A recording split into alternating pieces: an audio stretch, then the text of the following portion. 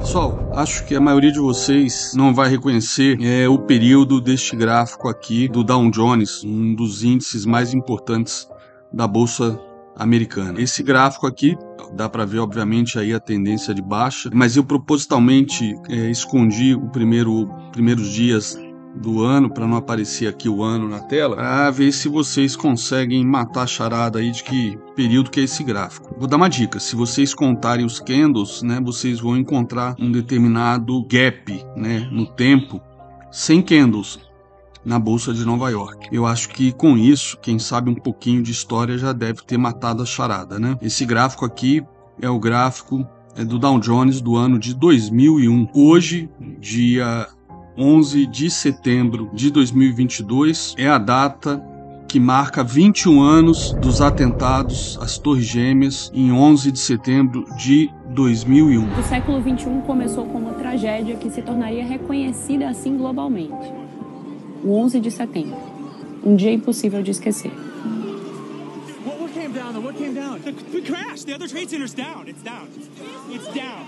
What's down? The other trade center's down. O relato dessa terça-feira fatídica começa aqui, no Aeroporto Internacional Logan, em Boston.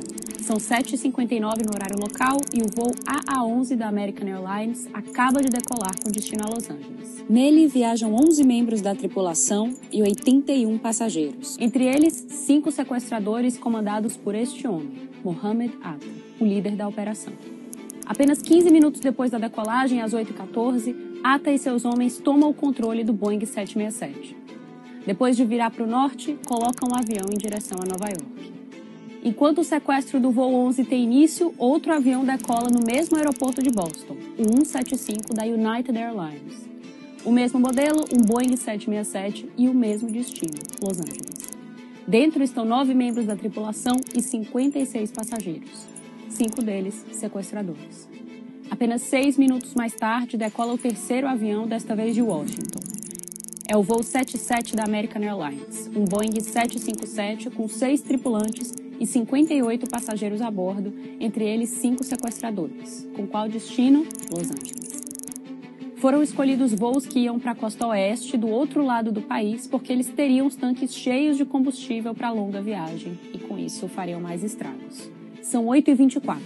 Há 3 aviões no ar, com 5 sequestradores cada um, mas apenas o primeiro está nas mãos deles. Mohammed Atta, que está no controle do voo, decide mandar uma mensagem aos passageiros, mas erra o botão e manda uma mensagem via rádio que está gravada.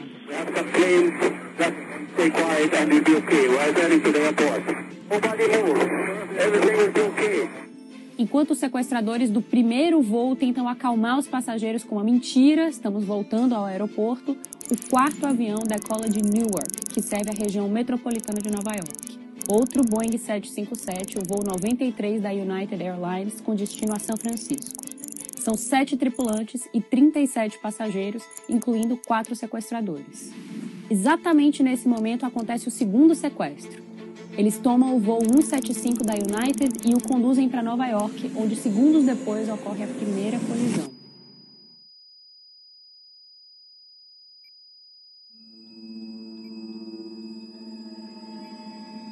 São 8h46 de 11 de setembro de 2001. O voo 11 da American Airlines, pilotado por Mohammed Atta, atinge a torre norte do World Trade Center. O avião entra pela face norte do edifício, entre os andares 93 e 99. As TVs de todo mundo começaram a transmitir ao vivo essas imagens.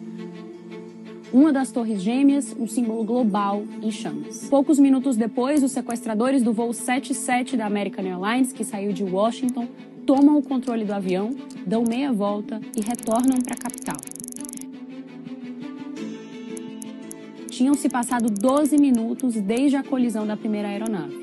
São 9h03 quando todo mundo vê, pela televisão, um segundo avião se chocando contra a outra torre.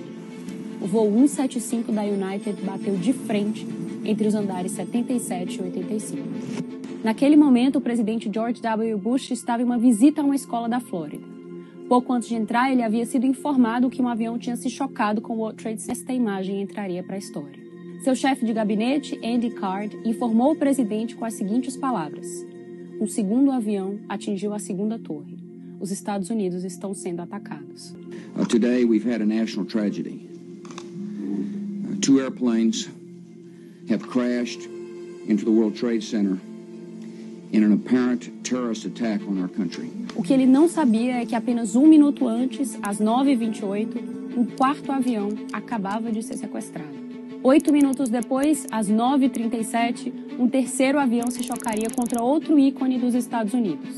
Desta vez, o Pentágono, sede do Departamento de Defesa, símbolo do poder militar do país. Há 21 anos atrás, portanto, a maior democracia do planeta, o maior mercado financeiro do mundo, sofreu um ataque exatamente no seu centro financeiro, ficam as bolsas de Wall Street. Neste caso, como os ataques aconteceram um pouco antes das 9 da manhã, as bolsas não chegaram nem a serem abertas. Vou mostrar aqui para vocês, esse aqui foi o dia anterior ao ataque, dia 10 de setembro de 2001. E aí a bolsa ficaria fechada por 4 dias, indo ser aberta somente na outra segunda-feira. Dia 10 foi uma segunda-feira, os atentados aconteceram na terça-feira e a bolsa voltou a funcionar só na outra segunda, dia 17 de setembro. Neste dia aqui, abrindo e fechando praticamente na mínima, com uma queda de menos 7,13%. Reparem que depois de 4 dias de continuação de queda, ou seja, foi uma semana seguida de queda, uma semana onde a bolsa se desvalorizou 14%, mas reparem que ela já vinha em tendência de baixa, então do topo a este fundo aqui, nós tivemos uma desvalorização de 27%, mas que é interessante vocês olharem que nós tivemos aí um ataque sem precedentes na história, não só na história americana, como na história da humanidade, em termos de ataque terrorista. Um ataque terrorista, onde foram utilizados 4 aviões de grande porte, completamente lotados de combustível. Os terroristas escolheram 4 aviões que saíam da costa leste e iam para a costa oeste, justamente para o impacto, a explosão se causar o maior dano possível. E neste caso, depois de 5 dias, a tendência de baixa terminou e tivemos uma tendência de alta bastante significativa. Opa, voltamos aqui a ter uma tendência de queda, para depois sim o mercado virar no final de 2002. E uma outra curiosidade, né, que qualquer um que não viveu aquele momento, né, aqueles dias no mercado financeiro, provavelmente imaginaria que a bolsa caiu por dias e dias, semanas e semanas seguidas, mas foram apenas 5 dias, mas uma queda de quase 15%, né? E uma outra curiosidade, como vocês estão vendo aqui, a gente teve aqui uma consolidação, tá?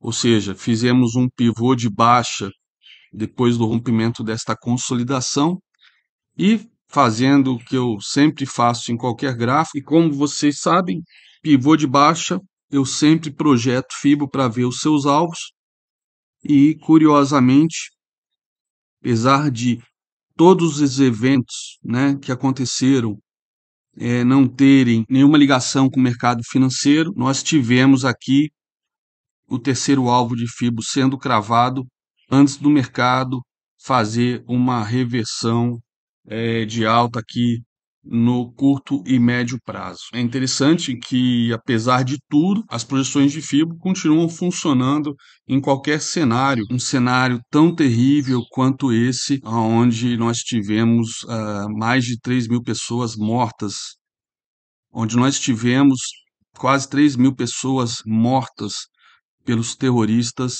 liderados aí pelo Osama Bin Laden. Tivemos aí um período de uma semana com as bolsas fechadas e as bolsas, quando reabriram, obviamente entraram em queda, mas por apenas uma semana até cravar o terceiro alvo de Fibo e fazerem a sua reversão. Alvo assim da projeção deste pivô de baixa. Para especuladores, né, que gostem Para especuladores que seguem tendência, não houve provavelmente nenhum prejuízo aqui, porque a maioria provavelmente já estava operando vendido, uma vez que a tendência de baixa já havia se confirmado, né? Tínhamos perdido a média de 200, que estava flat, média de 200 essa que sofreu pullback, média de 50 para baixo, média de 20 para baixo, consolidação, perdemos consolidação, fizemos um pullback de livro aqui neste fundo, para depois cair por 2 dias seguidos, no dia 10 de setembro, um dia com bastante vol, mas completamente indeciso, para depois, uma semana depois, a gente ter esses quase 15 pontos de queda. Existem várias teorias da conspiração aí que Osama Bin Laden estava posicionado short nos mercados, somente em companhias aéreas, mas isso aí deixo para os livros de história descobrirem, né, e documentar isso, quem sabe um dia, nunca saberemos. Apesar do que não seria muito difícil, né? Seria só levantar dados aí, mas talvez dados de bolsas do mundo inteiro. Seria realmente um trabalho hercúleo de um historiador econômico para sabermos se realmente ele estava vendido ou não. Eu sei que nós tivemos aí o episódio aí de Billions, né? Uma série que é adorada e cultuada aí pela maioria dos traders brasileiros, aonde o Bob Axelrod, a primeira coisa que ele fez, ele estava sendo demitido da sociedade que ele tinha de investimento, e nesse dia ele estava indo fazer alguma consulta ou médica ou jurídica por conta dessa dissolução, quando os aviões chocaram com as torres onde ficava o escritório do seu fundo hedge com outros sócios, e esses sócios morreram, e ele imediatamente escondeu que estava sendo demitido ou sendo retirado da sociedade, e ao mesmo tempo aproveitou para fazer operações short que deram início aí ao seu império. Pois é, esse é um pouquinho da história aí do que aconteceu no mercado financeiro nos dias seguintes, né? Como falei, a bolsa não estava aberta no dia 11 de setembro.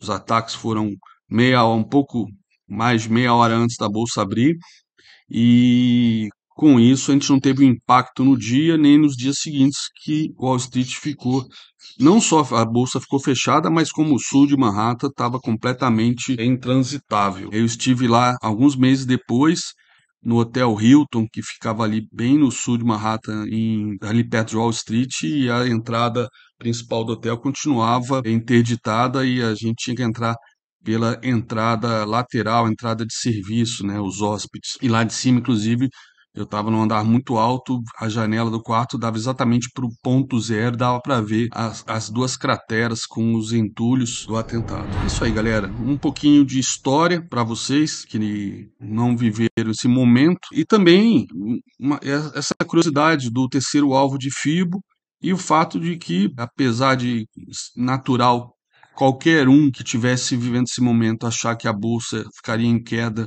por tempo indefinido, indeterminado, estilo crash de 1929, talvez tenha passado isso pela cabeça dos operadores da época. Eu não operava ainda, eu comecei a operar um pouco menos de um ano depois, mas provavelmente eu seria um que não sei se eu confiaria, sendo bem honesto com vocês, se eu confiaria nesse FIBA aí para fazer uma operação de reversão de tendência. Só Deus sabe. Fico por aqui. Espero que tenham gostado. Forte abraço.